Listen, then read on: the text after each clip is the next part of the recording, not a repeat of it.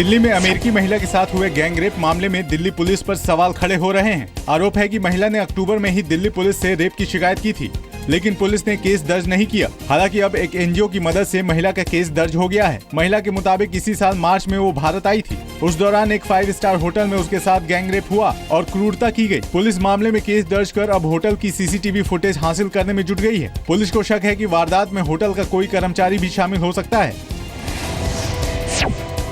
राजधानी दिल्ली में एक ही दिन में दो लड़कियों की डेड बॉडी मिली है। पहली डेड बॉडी अमर कॉलोनी में एक गंदे नाले में मिली। डेड बॉडी को 2 टुकड़ों में काटकर एक बैग में बंद कर नाले में फेंका हुआ था।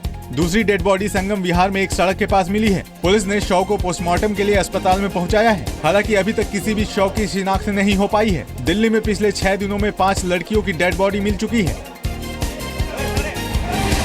दिल्ली में बढ़ते प्रदूषण को लेकर सियासत जारी है। अब केंद्रीय पर्यावरण राज्य मंत्री अनिल दवे ने मौजूदा अरविंद केजरीवाल सरकार को दिल्ली में बढ़ते प्रदूषण के लिए जिम्मेदार ठहराया है। दवे ने आरोप लगाया है कि दिल्ली में प्रदूषण और दूसरी समस्याओं को लेकर हालात इमरजेंसी जैसे हो गए हैं, लेकिन दिल्ली की सरकार चला रहे लोगों का ध्यान पंजाब और दूसरी जगहों पर चुनावी रैलियां करने में बिजी है।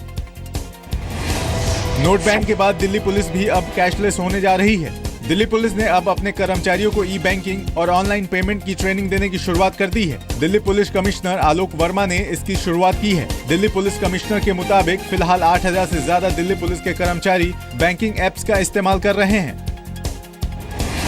अब दिल्ली में MCD birth certificate, death certificate को ऑनलाइन देगी। उत्तरी नगर निगम ने इसकी शुरुआत कर दी है। 2003-2004 के बाद के सभी बर्थ और डेथ सर्टिफिकेट को अब ऑनलाइन हासिल किए जा सकते हैं। ई गवर्नेंस और डिजिटल इंडिया मुहिम के तहत उत्तरी दिल्ली नगर निगम ने और भी सेवाओं को ऑनलाइन कर दिया है। राजधानी दिल्ली में आज से सीएनजी महंगी हो गई है। दिल्ली में सीएनजी सप्लाई करने वाली कंपनी इंद्रप्रस्थ गैस लिमिटेड ने दिल्ली में सीएनजी की कीमतों में ₹1.85 पर किलो की बढ़ोतरी की है। आज से दिल्ली में 1 किलो सीएनजी ₹37.30 में मिलेगी, तो वहीं नोएडा, ग्रेटर नोएडा और गाजियाबाद में इसकी कीमत ₹42.75 होगी। हालांकि रात 12:30 बजे से सुबह 5:30 बजे तक सीएनजी की कीमतों में मिली ₹1.5 की छूट जारी रहेगी। मुंबई में हाजी अली दरगाह में महिलाओं को जाने की अनुमति देने के बाद भूमाता ब्रिगेड की तृप्ति देसाई भी दरगाह पहुंची। तृप्ति अपने समर्थकों के साथ दरगाह के अंदर तक गईं। इस मौके पर तृप्ति ने कोर्ट के फैसले को महिलाओं की जीत बताया। तृप्ति शनि शिंगणापुर मंदिर और हाजी अली दरगाह में महिलाओं को जाने देने की मांग पर आंदोलन कर चुकी हैं।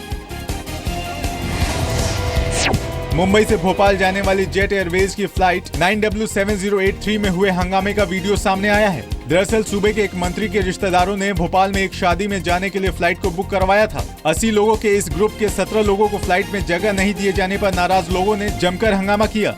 हंगामे की वजह से फ्लाइट 2 घंटे की देरी से उड़ान भर सकी।